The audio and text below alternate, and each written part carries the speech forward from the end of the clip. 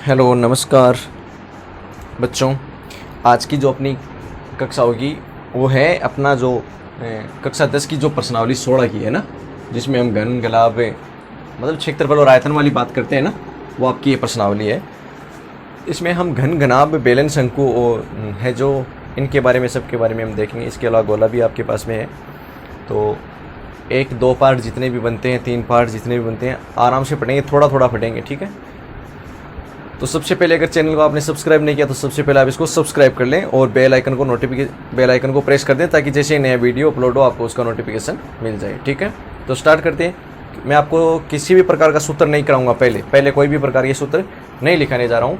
मैं क्या करूँगा, प्रत्येक प्रश्नावली से मैंने कुछ क्वेश्चन उठाए हैं, वो आपके सामने मैं सोल्व करूँगा। वहाँ से क्या होगी, आपकी जो जितनी घन घनाभ के जितने थ्योरेटिकल जो मतलब बनते हैं उसमें क्वेश्चन सारे क्लियर हो जाएंगे उन क्वेश्चन से ही, ठीक है।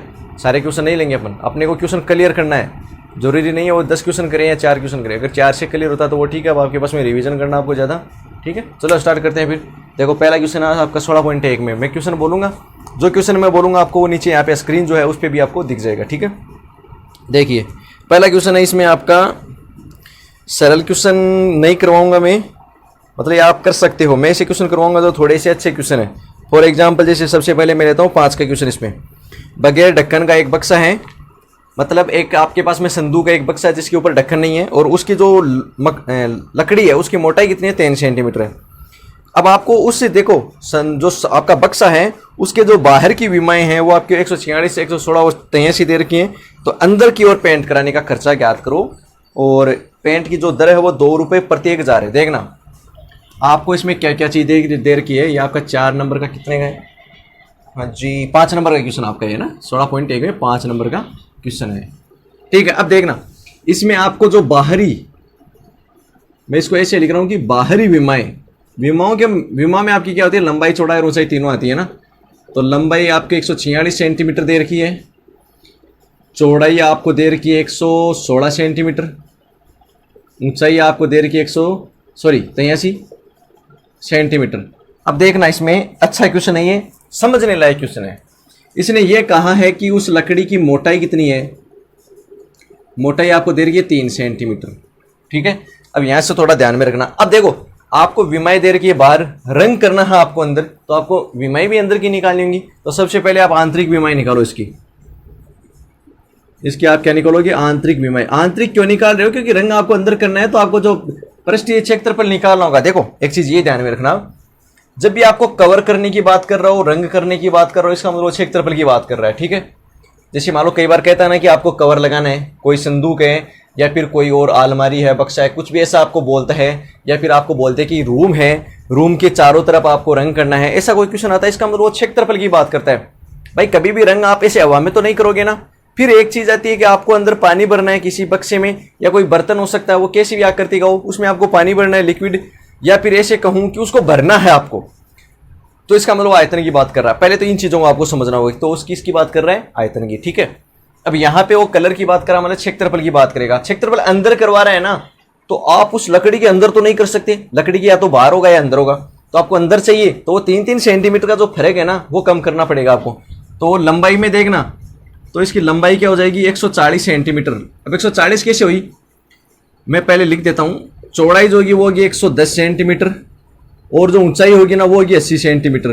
तो आपने एक चीज नोट की कि मैंने लंबाई से 6 सेंटीमीटर कम कर दिए, मैंने चौड़ाई से 6 सेंटीमीटर कम किए, ऊंचाई से मैंने 3 सेंटीमीटर कम किए। इसके पीछे कारण क्या है, इसके पीछे कारण ही है, देखो आपका इस प्रकार से संदूक है, ठीक है, इस प्रकार से आपका संदूक है, तो 3 सेंटीमीटर इधर से कम हुआ, 3 सेंटीमीटर इधर से कम हुआ, ठीक है ना। भाई आपको तो दोनों बाहर की देर की थी ना, आपको अंदर करना है, तो 3 सेंटीमीटर इधर से अंदर आओगे। 3 क्यों आ रहे हो, कि उस लकड़ी की मोटाई है, मोटाई के अंदर तो नहीं करोगे ना, इस साइड में आओगे।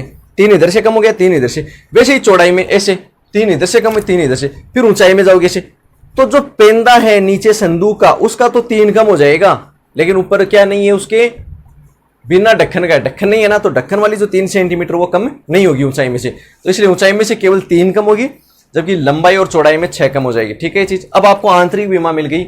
अब आपको निकालना है उसका क्षेत्रफल, कौन सा, आंतरिक क्षेत्रफल।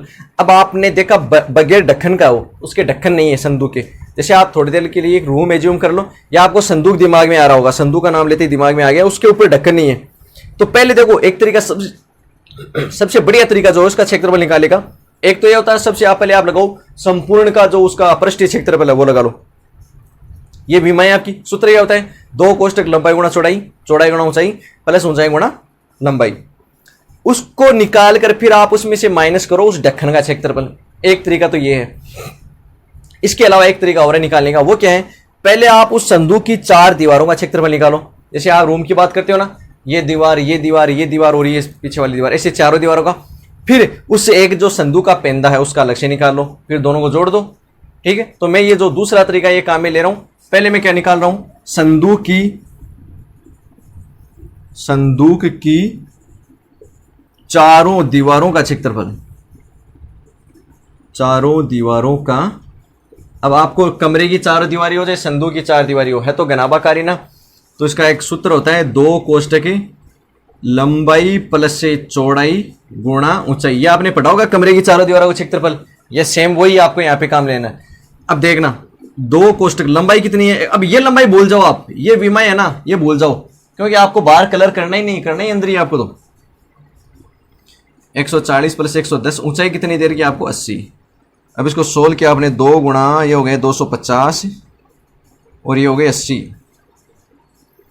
तो आपने इन सबको गुणा किया तो ये आ गया आपके पास 25 दूनी 50, ये आ गए 40,000 वर्ग सेंटीमीटर। क्षेत्रफल में जो मात्रक लगाते हो वो लगाते हो वर्ग सेंटीमीटर। 15 की प्रश्नावली में आपने ये चीज को पढ़ी है। चलिए यहां तक ठीक है। फिर मैं निकाल रहा हूं उस संदूक के पेंदे का क्षेत्रफल, है ना, क्यों अभी पूरा तो नहीं निकाला।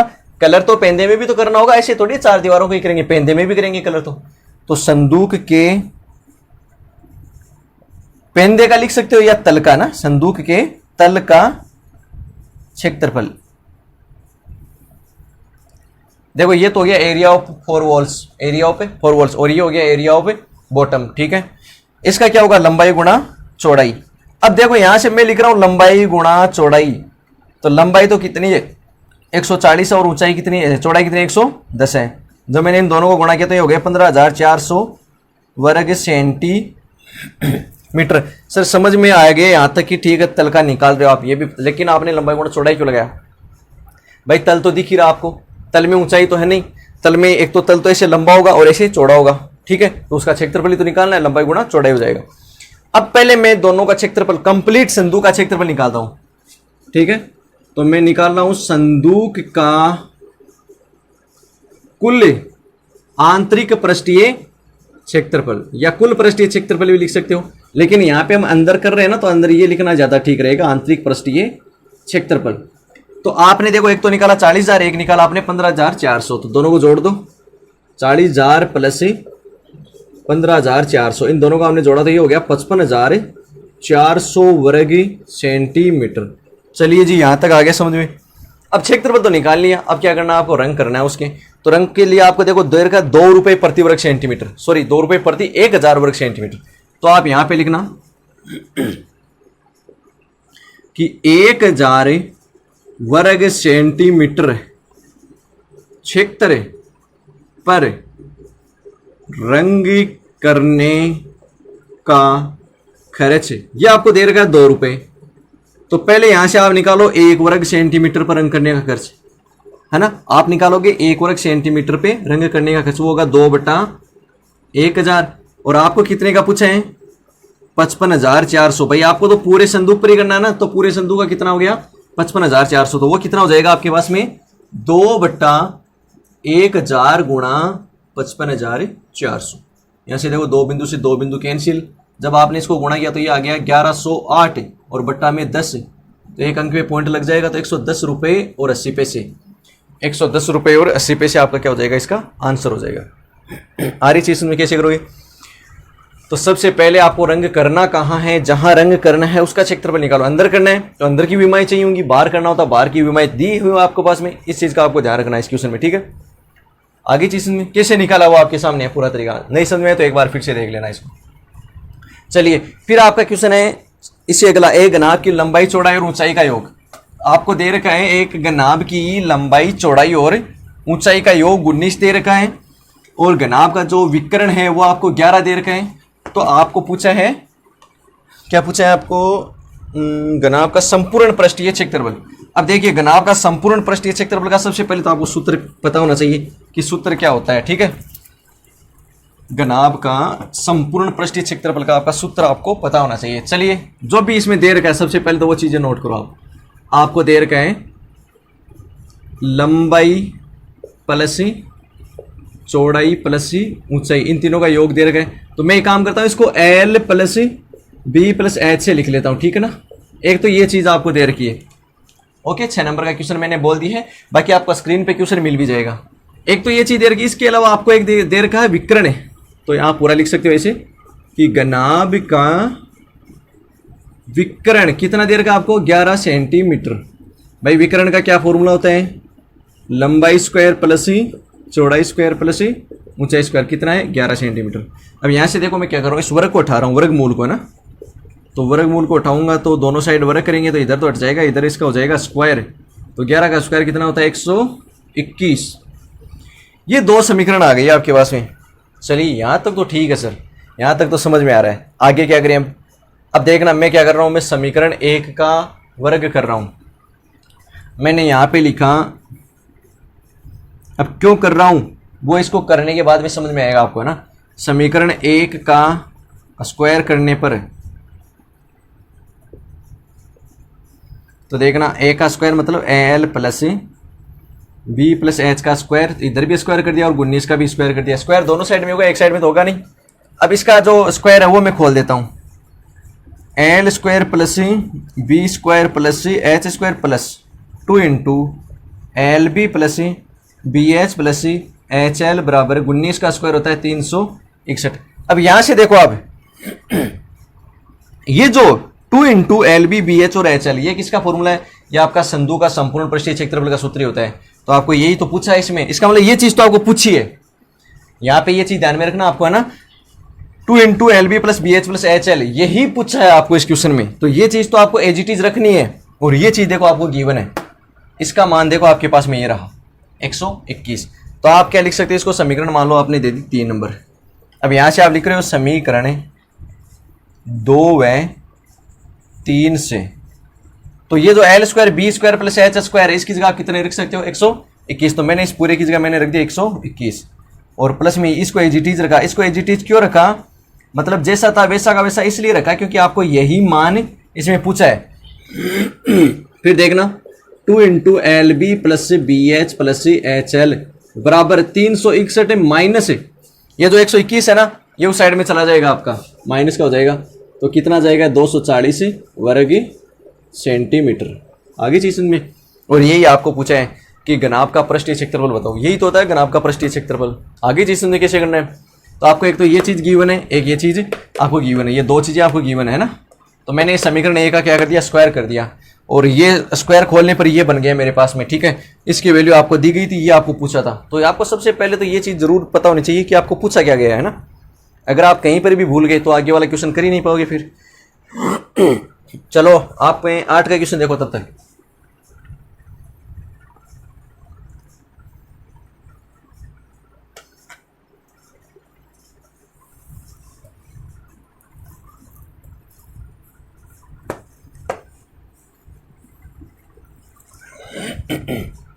आठ का क्वेश्चन आपका 44 मीटर लंबी, देखो एक आपको देर की दीवार की विमाएं, दीवार की विमाएं, विमाएं का मतलब है ये आपको देर की 44 मीटर लंबी। चलो नीचे लिख देता हूं, 1 मिनट।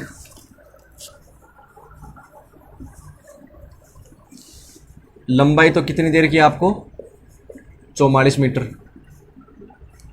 है ना, और चौड़ाई दे रखी है आपको 85 सेंटीमीटर। आप इनका ध्यान रखना, मीटर और सेंटीमीटर दे रखी है ना। ऊंचाई आपको दे रखी है 1.5 मीटर, ये भी काम में लेंगे अपन, देखना आप इसको। और एक जो ईंट की माप है, ईंट की माप बोल सकते हो या विमा बोल सकते हो, तो वो कितनी दी है, देखो लंबाई तो आपकी दे रखी है 22 सेंटीमीटर और चौड़ाई आपको दे रखी है इसमें 10 सेंटीमीटर, और जो ऊंचाई है ना, इस ऊंचाई को आप कर लेना इसमें 17 सेंटीमीटर। ठीक है, अब एक चीज नोट करोगे आप, कि सर हमको तो ऐसे अलग अलग दे ही नहीं रखा, हमको तो दे रखा 22 गुणा 10 गुणा 17। अगर आपको ऐसे दे रखा हो ना गुणा में, इसका मतलब लंबाई गुणा चौड़ाई गुणा ऊंचाई आपको गिवन है, ठीक है इस चीज का। अब आपको ये पूछे हैं कि ये इस दीवार मतलब ऐसी दीवार आपको बनानी है जिसकी लंबाई 4400 मीटर में, चौड़ाई 85 सेंटीमीटर और 1.5 मीटर उसकी ऊंचाई हो, और एक ईंट की लंबाई चौड़ाई ऊंचाई आपको ये दे रखी है। तो इस प्रकार की दीवार बनाने के लिए आपको कितनी ईंटों की आवश्यकता होगी, ठीक है। तो यहां से आप देखना, सबसे पहले तो आपको करना क्या है, जो विमाएं आपको दे रखी हैं, जो मात्रक इसके आपको दीवन है, सबके समान होने चाहिए। सबसे पहले तो ये चीज इंपॉर्टेंट होती है इसमें ना। अब देखो वो सारे सेंटीमीटर में, ये भी 1 सेंटीमीटर में, तो ये जो दो बाकी के मीटर में है ना, इसको भी आप सेंटीमीटर में बदलो। तो सेंटीमीटर में बदलने के लिए क्या करते हैं, 100 से गुणा करते हैं। तो ये तो लो जी, 44 को 100 से गुणा किया 44 हो गया, 1.5 को 100 से गुणा किया तो 150 हो गया। ये लो आपने सेंटीमीटर में कर लिया। अब आपको क्या करना है, देखो इसका जो आपका फॉर्मूला होता है वो क्या होता है, ईंटों की संख्या का। आप डायरेक्ट लिखो, ऐसे अलग अलग करके भी लिख सकते हो, डायरेक्ट भी लिख सकते हो। कैसे, मैं कैसे बताना चाह रहा हूं, देखना। जो ईंटों की संख्या होगी ना आपको, वो क्या लिखोगे आप, ऊपर तो आप लिखोगे दीवार का आयतन, वॉल्यूम ऑफ वॉल, दीवार का आयतन, बट्टे में आप लिखोगे एक ईंट का आयतन, बट्टे में आप क्या लिखोगे, एक ईंट का वॉल्यूम ऑफ ब्रिक, ठीक है, वॉल्यूम ऑफ ब्रिक। तो देखो भाई, दीवार भी आपकी घनाभाकार है, ईंट भी आपकी घनाभाकार है। फॉर्मूला दोनों का लंबाई गुणा चौड़ाई गुणा ऊंचाई होगा। अब देखो इसकी लंबाई गुणा चौड़ाई गुणा ऊंचाई तो क्या है आपकी 4400 गुणा 85 गुणा 150, ठीक है। इसकी लंबाई गुणा चौड़ाई गुणा ऊंचाई क्या है 22 गुणा 10 गुणा 17। अब बस आपको ये सोल्व करना है और आपकी ईंटों की संख्या आ जाएगी। देखो मैंने कहा कि आप एक तरीका और है, तरीका क्या है, ये काम तो आपको बाद में भी करना होगा। एक थोड़ा इसको अगर आप थोड़ा बड़ा करना चाहो तो कैसे, पहले आप दीवार का आयतन निकाल लो, लेकिन मैं कहूंगा उसको अभी आप गुणा मत कर देना कभी भी। आपने जैसे मान लो ऊपर लिखा दीवार का आयतन, पहले निकाला आपने, ठीक है, जैसे आपने अभी ये नहीं किया है, आपने यहां तक कर लिया और फिर आप लिख रहे हो, पहले आपने लिखा दीवार का आयतन। दीवार का आयतन क्या होगा, लंबाई गुणा चौड़ाई गुणा ऊंचाई होगा। अब इनको आप गुणा करके मत लिखना, बस वहां पे लंबाई गुणा चौड़ाई गुणा ऊंचाई है ना, तो वहां पर भी आप सीधा लिख देना 4400 गुणा 85 गुणा 150। फिर आप लिखोगे एक ईंट का आयतन, इस प्रकार से ही लिख देना। फिर नीचे जाके आप लिखो ईंटों की संख्या, तो फिर आप ये सूत्र लगाना, फिर ये करना। आ रही चीज समझ, या आप ऐसे डायरेक्ट कर दोगे तो भी गलत नहीं होगा। देखना आप इसको, देखो 17 का भाग 85 में दिया आपने 5 बार, 22 का भाग 44 में जाता है 2 बार, और आगे ये 2 जीरो ये लगा दिए, ठीक है। और 1 जीरो से 1 जीरो आपका कैंसिल हो गया, तो ऊपर तो देखो क्या बच गया 200 गुणा 5 गुणा 15, तो 15 5 75 दूनी 150, मतलब आपकी ईंटें आ गई 15,000 ईंटें। तो कितनी ईंटों की संख्या कितनी होगी, टोटल नंबर ऑफ ब्रिक हो गई आपकी 15,000, ठीक है। टोटल नंबर ऑफ ब्रिक कितनी होगी आपकी 15,000, 15,000, ठीक है। फिर देखना आप जो नीचे नीचे है आपका 12 नंबर का क्वेश्चन, एक घनाभ की लंबाई चौड़ाई और ऊंचाई का जो अनुपात दे रखा आपको वो है 5:3:2 का। और इसके अलावा आपको इसमें क्या दे रखा आपको, यदि घनाभ का संपूर्ण पृष्ठीय क्षेत्रफल आपको गिवन है। चलिए करते हैं, बहुत ही सरल क्वेश्चन है। संपूर्ण पृष्ठीय क्षेत्रफल आपको दे रखा 558 वर्ग सेंटीमीटर, तो उसकी कोरों की माप, कोरों की माप का यह मतलब है लंबाई गुणा लंबाई चौड़ाई और ऊंचाई निकालनी है आपकी ना। तो देखना सबसे पहले आपको गिवन क्या है, लंबाई चौड़ाई और ऊंचाई का अनुपात आपको दे रखा है 5:3:2, ठीक है। तो सबसे पहले तो आपको यही मान लेनी आता है, मानना कि देखो जब भी आपका अनुपातों में कुछ ऐसे दे रखा हो ना, कुछ भी मान लो, तो उसको आप अक्ष से गुणा करके प्रत्येक चीज लिख दो। जैसे लंबाई का अनुपात 5 है, चौड़ाई का 3 है और ऊंचाई कितनी है 2 है अनुपातों में, तो इन सबको अक्ष से गुणा करके आप ऐसे लिख सकते हो। ये लंबाई हो गई आपकी, ये चौड़ाई हो गई, अक्ष से गुणा करके लिख रहा हूं मैं, देखना इसको है ना, और ये हो गई आपकी ऊंचाई। अब आपको क्या दे रखा है, घनाभ का संपूर्ण पृष्ठीय क्षेत्रफल, देखना इसको, घनाभ का टोटल सरफेस एरिया ऑफ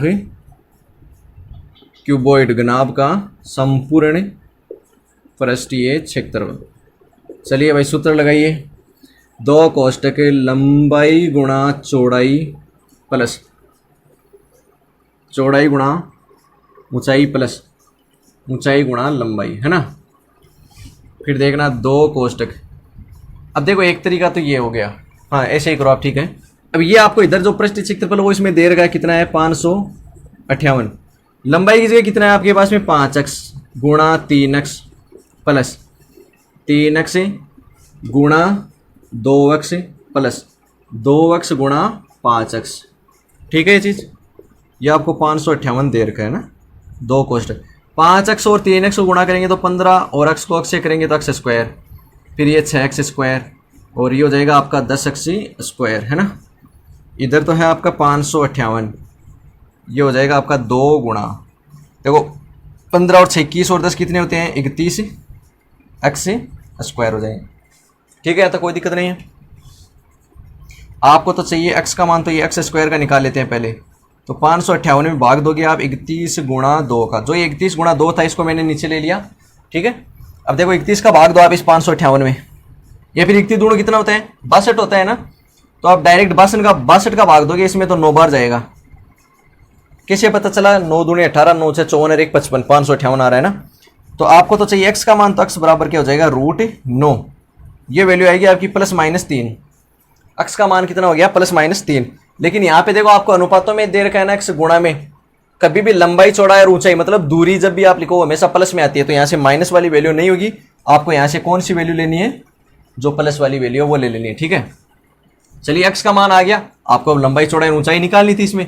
तो आपकी गनाब ही दे रखा है, गनाब की लंबाई क्या माना मैंने 5x, तो 5x, x का मान कितना हो गया 3 हो गया, तो 5 × 3 = 15, ये तो हो गई आपकी लंबाई। फिर आप इसी प्रकार से निकालोगे चौड़ाई आपकी 3x, मतलब 3 × 3, मतलब ये हो जाएगी आपकी 9 सेंटीमीटर। इसी प्रकार से ऊंचाई है आपकी 2x, मतलब 2 × 3 हो जाएगी आपकी 6 सेंटीमीटर। आ रही चीज सुनने, बहुत ही सरल है, बहुत ही सरल है ना। आपको बस सूत्र जरूर याद होने चाहिए। 15 और 16 की प्रश्नावली ऐसे हैं, बिना सूत्रों के काम में मतलब एक आप क्वेश्चन ही नहीं कर पाओगे इसमें विदाउट सूत्र तो। ठीक है, चलिए ये प्रश्नावली कंप्लीट हो गई। देखिए इसमें तो बहुत सारे क्वेश्चन है जो आपको सीधे ही दे रखे हैं कि विकर्ण निकालो, उसमें एरिया निकालो। ये कुछ क्वेश्चन ऐसे हैं जो थोड़े लॉजिकल है ना, तो मैंने तरीके बता दिए आपको कैसे करने हैं क्वेश्चन के। फिर देखो 16.2 में आप जो 4 नंबर का प्रश्न है तब तक वो पढ़ो, मैं इसको रब कर देता हूं। ठीक है,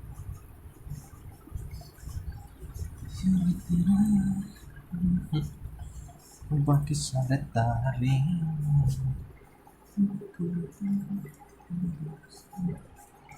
16.2 का आपका प्रश्न है 4 नंबर का। अब दूसरी प्रश्नावली आ गई है आपकी बेलन वाली। अब घन से दिमाग हटाना, बेलन वाले सूत्रों को दिमाग में लेके आना है। ठीक है, दो लंबवर्तीय बेलन की त्रिज्याओं का अनुपात। देखिए 2 बेलन है ना, तो मैंने ये मान ली कि पहले बेलन की, आप लिख लेना इस चीज को, माना कि प्रथम बेलन की त्रिज्या R1 तथा ऊंचाई H1 है।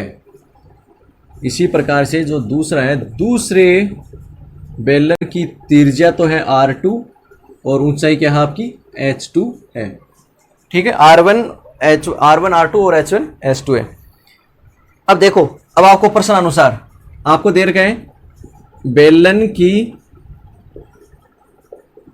त्रिज्याओं का अनुपात। आपको क्या दे रखा है, बेलन की त्रिज्याओं का अनुपात। तो अपने पास में त्रिज्या क्या है भाई, इन्होंने दे रखा है 5:4, लेकिन आपके पास में त्रिज्या क्या है R1:R2 है, तो वो कितनी हो जाएगी 5:4। मतलब एक चीज तो ये दे रखी है। ठीक है, इसको आप एक काम करो, ऐसे ना लिख के ऐसे लिख दो, बट्टा में लिख दो, क्योंकि आपके बट्टा में ही काम आएंगी। तो R1/R2 आपकी है 5/4। देखो ये चीज भी अनुपात ही होती है। आप जैसे कोई चीज बट्टा में लिखते हो ना 3/2, इसका मतलब 3:2 इसका मतलब, समझ गए चीज को। इसी प्रकार आपको दे रखा है ऊंचाइयों का अनुपात। आपको क्या दे रखा है, ऊंचाइयों का अनुपात। अब मैं इसको डायरेक्ट लिख देता हूं, क्या H1/H2 कितना दे रखा है आपको, H1/H2 आपको दे रखा है 5/4। सॉरी त्रिज्याओं का 2/3 है, ये आपको 2/3 दे रखा है, ये आपको दे रखा है 5/4। ठीक है, इसको मैंने दे दिया 2 नंबर। ओके जी, अब देखो आगे क्वेश्चन में क्या पूछा होगा, दोनों बेलनों के वक्र पृष्ठीय क्षेत्रफल और आयतनों का अनुपात। तो पहले आप वक्र पृष्ठीय क्षेत्रफलों का अनुपात निकालो। तो आपने लिखा बेलनों के वक्र पृष्ठीय क्षेत्रफलों का अनुपात। ठीक है जी, तो देखो पहले आप ऊपर पहले का लिखते हो तो वक्र पृष्ठ का क्षेत्रफल क्या होता है। अब यहाँ पे ये चीजें आपको देखो आनी चाहिए ना। क्या होता है जी 2 पाई R1H1 और नीचे लिखोगे 2 पाई R2H2। देखो 2 पाई RH होता है बेलन का वक्र पृष्ठ का क्षेत्रफल, ये आपको पता है। तो पहले की त्रिज्या R1 और ऊंचाई H1 है तो मैंने R1H1 लिख दी, दूसरी की R2H2 है तो आई लिख दी। देखो 2 पाई से 2 पाई कैंसिल हो गया। अब देखो एक तो क्या बन रहा है आपके पास में R1 बट्टा R2, एक बन रहा है H1 बट्टा H2। तो ये दोनों मान आप यहाँ से लिख दो समीकरण से। तो देखो R1 बट्टा को तो आपने लिख दिया 2 बट्टा 3, H1 बट्टा H2 का हमने लिख दिया 5 बट्टा 4, 2 का भाग इसमें दिया 2 बार, ऊपर तो हो गया 5, नीचे हो गया 6। तो जो अनुपात आ जाएगा वो कितना हो जाएगा आपका 5:6। इसी प्रकार से आपको दूसरा इसी में पूछे हैं उनके आयतनों का अनुपात है ना। तो आप नीचे लिखोगे सेकंड बेलन के आयतनों का, दोनों बेलन के आयतनों का अनुपात है, ठीक है। तो अब आपको आयतन का सूत्र आना चाहिए पाई R1 स्क्वायर H1। भाई पाई R स्क्वायर H होता है तो पहले की R1 है दूसरी की H1 है, सॉरी R2 त्रिज्या है। तो जो भी आपको गिवन है उस हिसाब से हम लिख देंगे इसको, है ना। अब देखो पाई से पाई कैंसिल हो गया, ठीक है। मैं इसको यहाँ से समझा देता हूँ, देखो सरल सा है। तो ऊपर तो क्या रह गया, अब देखो एक तो क्या बन जाएगा आपका R1 बट्टा R2 का होल स्क्वायर और गुणा में बच जाएगा आपका H1 बट्टा H2। कैसे R1 स्क्वायर R2 स्क्वायर है, दोनों को एक साथ में लिख दिया, ठीक है। क्यों लिखा, क्योंकि R1 बट्टा R2 का मान आपको 2 बट्टा 3 दे रखा है। तो इसको आप करोगे 2 बट्टा 3 का होल स्क्वायर गुणा में 5 बट्टा 4। अब देखो 2 का होल स्क्वायर होता है 4, 3 का होता है 9, गुणा में आपका है 5 बट्टा 4। 4 से 4 कैंसिल, कितना रह गया 5 बट्टा 9। मतलब आपका जो अनुपात हो जाएगा इनका वो कितना हो जाएगा 5 बट्टा 9, अर्थात 5:9। आगे चीज समझ कैसे करोगे। तो पहले आपको देखो एक चीज गणित में क्वेश्चनों की एक खासियत होती है, आप अपना दिमाग मत लगाओ कभी भी, आपको चीजें आनी चाहिए, क्या सूत्र आने चाहिए। दिमाग हमेशा क्वेश्चन का काम है। लो जैसे क्वेश्चन में क्या बोला उसने, त्रिज्याओं का अनुपात, तो आपने त्रिज्याओं का अनुपात लिख दिया, और क्या बोला ऊंचाइयों का अनुपात वो लिख दिया। अब आपको उसने कहा कि आप वक्र पृष्ठ का क्षेत्रफल निकालो तो उसके सूत्र आने चाहिए। अब यहाँ से आप अपने आप दिख रहा है R1 बटा R2, ये मान भी आपको गिवन है। यहाँ से अपने आप दिख रहा है H1 बटा H2, मान आपको दे रखा, मान तो रख ही सकते हो ना। चलिए फिर इसमें जो नेक्स्ट जस्ट अगला क्वेश्चन है इसका 5 नंबर का वो पढ़ो।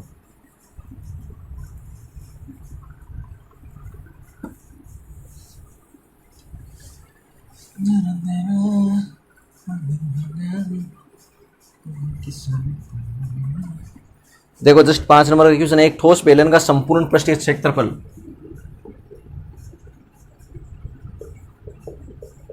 ठोस बेलन का संपूर्ण पृष्ठीय क्षेत्रफल कितना दे रखा आपको 462। हाँ जी 462 दे रखा है ना, 462 वर्ग सेंटीमीटर, ठीक है। इसके अलावा आपको इसका वक्र पृष्ठीय क्षेत्रफल संपूर्ण पृष्ठीय क्षेत्रफल का 1/3 है। आपको क्या दे रखा है कि वक्र पृष्ठीय क्षेत्रफल जो है वो संपूर्ण पृष्ठीय क्षेत्रफल का 1/3 है। तो देखो इसने जैसा बोला मैंने वैसे ही कर दिया ना, वक्र पृष्ठीय क्षेत्रफल संपूर्ण पृष्ठीय क्षेत्रफल का 1/3 है। 1/3 का मतलब क्या होता है 1/3। मैंने अभी आपको बोला कि आपको अपना दिमाग नहीं लगाना, जैसा क्वेश्चन बोल रहा है वैसे करते जाओ आप।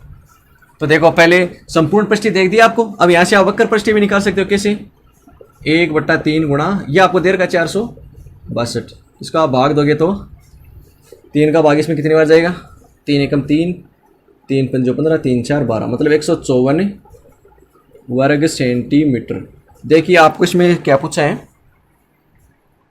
आपको पूछा है इसमें आयतन। अब देखिए थोड़ा सा दिमाग, ज़्यादा दिमाग नहीं लगाना है। आयतन पूछा है, आयतन के लिए आपको क्या चाहिए R का मान और H का मान, तो वो दोनों निकाल लेंगे। सबसे पहली बात ये, अब देखो मैं यहाँ से मैं क्या लिख रहा हूँ, बेलन के वृत्तीय भाग का क्षेत्रफल। सूत्र नहीं लिखना आपको, बेलन के वृत्तीय भाग का क्षेत्रफल। अब देखो इसका मतलब क्या है, आपको संपूर्ण पृष्ठ का दे रखा। संपूर्ण पृष्ठ में 2 पृष्ठ मिलते हैं बेलन में, एक तो उसका वक्र पृष्ठ, जैसे ये आकृति है आपकी मार्कर वाली, ये बेलनाकार है, ठीक है। इसमें आपका इसको संपूर्ण पृष्ठ का निकालना है। तो इसके एक तो ये जो चारों ओर का पृष्ठ है इसको हम बोलते हैं वक्र पृष्ठ, और एक ये नीचे वाला और एक ये ऊपर वाला, ये होते हैं इसके वृत्तीय पृष्ठ। इन दोनों को मिला के निकालते हैं ना। अब मेरे को अगर ये वृत्तीय पृष्ठ का चाहिए तो मैं क्या करूंगा, इस संपूर्ण पृष्ठ में से इस वक्र वाले को माइनस कर दूंगा तो मेरे इन वृत्तीय पृष्ठों का आ जाएगा, ठीक है। तो देखना आप क्या लिखोगे, संपूर्ण पृष्ठीय क्षेत्रफल माइनस वक्र पृष्ठीय क्षेत्रफल, और ये दोनों आपके पास में है, ये आपके पास में 462 है ये आपके पास में 154 है। दोनों को आप जब माइनस केस में से, ये आ गया 308। अब देखना वर्तीय भाग का क्षेत्रफल होता क्या है, 2 पाई आर स्क्वायर होता है। तो कहने का मतलब है कि 2 पाई आर स्क्वायर बराबर आ गया आपके पास में 308। अब दिमाग में ये चीज आती है कि सर मैंने क्यों किया। आपने इसको इसलिए किया क्योंकि 2 पाई आर स्क्वायर में आपके पास में केवल आर एक ऐसा है जो चर है, इसका मान आप निकाल सकते हो यहां से, है ना। तो देखना आप इसको लिखें 2 गुणा 22/7 गुणा आर स्क्वायर बराबर आपको देगा 308। यहां से आपको आर स्क्वायर का मान निकालो पहले। तो 308, ये 7 ऊपर चला जाएगा, ये 2 गुणा 22 आपके आ जाएगा नीचे। देखो 2 गुणा 22 कितने होते हैं, 44। 44 का भाग दो आप 308 में, तो ये जाएगा 7 बार, ठीक है। तो आर बराबर आ जाएगा यहां से 7 सेंटीमीटर। कैसे है आर बराबर 7, 7 गुणा 7 कितना हो जाएगा 49। आर स्क्वायर बराबर 49, तो आर बराबर कितना आ जाएगा 7, स्क्वायर हट जाएगा, 49 पे लग जाएगा रूट, 49 का रूट होता है 7। अब देखना 7 क्या आ गया आपके पास में, त्रिज्या तो आ गई। अभी आपको त्रिज्या नहीं, ऊंचाई भी चाहिए आपको। तो आपको देखो ये चीज दे रखी है, वक्र पृष्ठ का क्षेत्रफल कितना दे रखा है 154। तो अब आप यहां पे लिखना, देखो आपको क्या दे रखा है 2 पाई आर एच बराबर दे रखा आपको 154। भाई वक्र पृष्ठ क्या होता है 2 पाई आर एच ही होता है। अब देखो आर और एच दोनों चर हैं, आर का मान आपने निकाल लिया, एच का मान निकालोगे यहां से आप। तो 2 गुणा 22/7 गुणा आर का मान आ गया आपके पास में 7 गुणा में आपने लिख दिया एच, 7 से 7 कैंसिल, एच बराबर 154 बट्टा में आ जाएगा 2 गुणा 22। 44 का भाग आप दोगे 154 में, सॉरी 22 का दे दो 154 में 7 बार, तो ऊपर तो रह जाएगा 7 और बट्टा में रह जाएगा 2। तो ये आ गया आपके पास में एच का मान भी आ गया। अब आपको क्या चाहिए, इसमें आयतन चाहिए आपको, तो है ना। तो लिखो आप ठोस बेलन का आयतन क्या होता है सूत्र, पाई आर स्क्वायर एच। पाई का मान हो जाएगा 22/7, आर का मान आपने निकाला 7, तो 7 का स्क्वायर मतलब 7 गुणा 7, एच का मान आप निकाले 7/2। तो देखो 7 से 1 7 कैंसिल, 2 का भाग आप देखो 22 में 11 बार, तो ऊपर आ गया आपके पास में 11 गुणा 7 गुणा 7। ये हो जाएगा आपके पास में 11 चौक 44 और 9 53, 539 से घन सेंटीमीटर, 544 से घन सेंटीमीटर। घन क्यों लगाया, क्योंकि आयतन का जो मात्रक होता है वो घन में आता है ना। आ रही चीज में कैसे किया, बहुत ही सिंपल है ना। पहले आपको संपूर्ण पृष्ठीय क्षेत्रफल गिवन है, उसे आपने निकाला वक्र पृष्ठीय, क्योंकि वक्र पृष्ठ में और संपूर्ण पृष्ठ में उसने एक जो है आपको रिलेशन दे रखा है कि वक्र पृष्ठीय क्षेत्रफल और संपूर्ण पृष्ठ के क्षेत्रफल का 1/3 है। तो संपूर्ण पृष्ठ का क्षेत्रफल उसका मैंने निकाला 1/3, तो वो आ गया 154। फिर इस 154 को मैंने संपूर्ण पृष्ठ में से घटाकर मैंने निकाला वर्तीय पृष्ठ का। वो इसलिए निकाला क्योंकि वहां पर मेरे को केवल एक आर का मान मिल जाएगा, केवल आर का मान, ठीक है। आर का मान निकाला, फिर इस समीकरण जो वक्र पृष्ठ का था 2 पाई आर एच वाला, यहां से मैंने एच का मान निकाल लिया।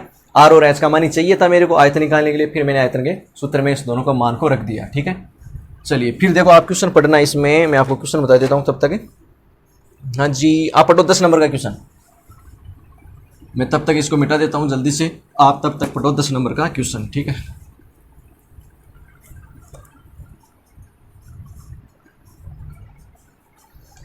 चलिए 10 नंबर के क्वेश्चन को पढ़ते हैं। 20 मीटर गहरा और 7 मीटर व्यास का एक कुआं खोदा गया। अब देखो कुआं कैसा होता है, बेलनाकार होता है ना। इससे निकली मिट्टी से 22 गुणा 14 मीटर माप का एक चबूतरा बना गया। चबूतरे की ऊंचाई, अब देखो यहां से समझ में आना चाहिए, चबूतरे की ऊंचाई आपको पूछी है और 22 गुणा 14 मतलब लंबाई गुणा चौड़ाई आपको दे रखी है। लंबाई चौड़ाई और ऊंचाई किस में होती है, घनाभ में। इसका मतलब चबूतरा कैसा है, घनाभागार।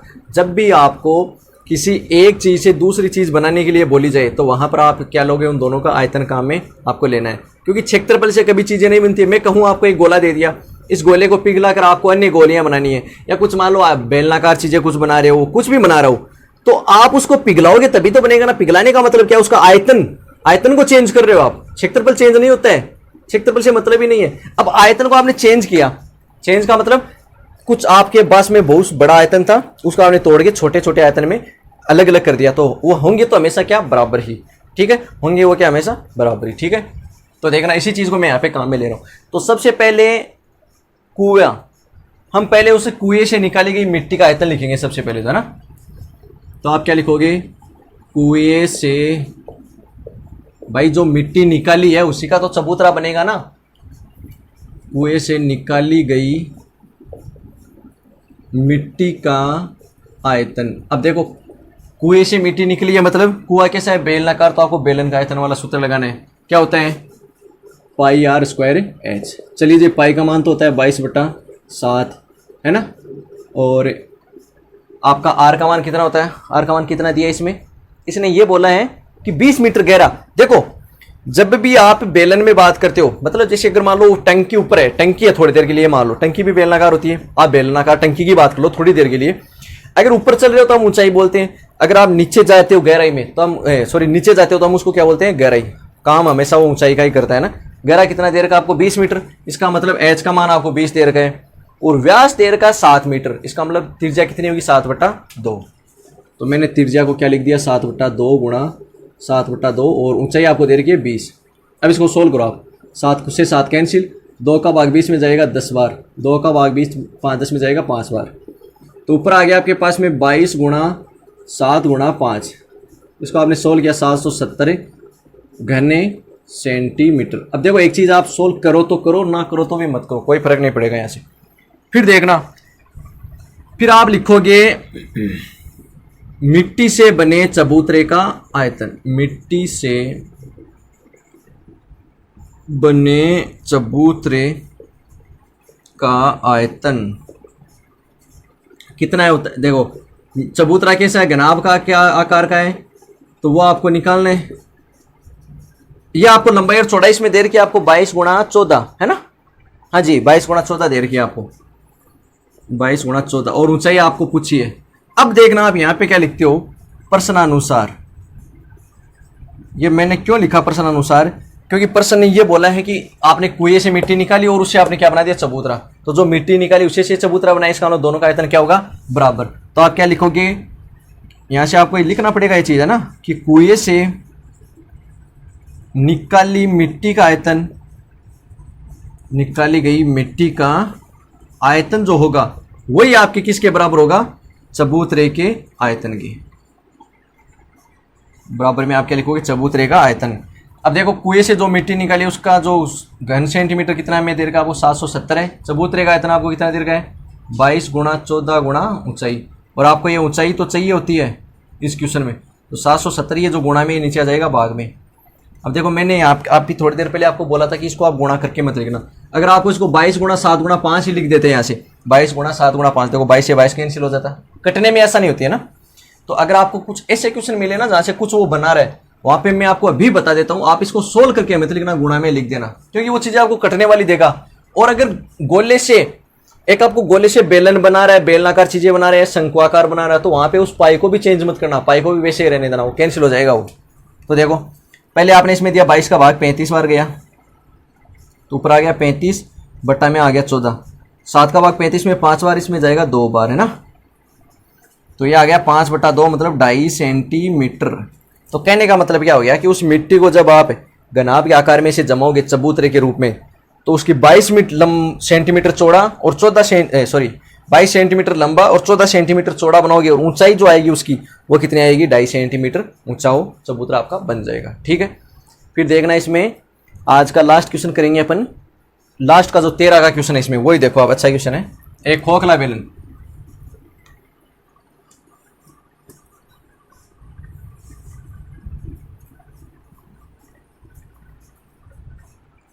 क्या देर का आपको एक खोखला बेलन दोनों सिरों से खुला हुआ है, उसकी ऊंचाई, खोखले बेलन का आयतन, ऊंचाई आपको 20 सेंटीमीटर, अंतर वो बाह्य व्यास से, ये ध्यान में रखना आप ना, 26 और 30 दे रखा है ना।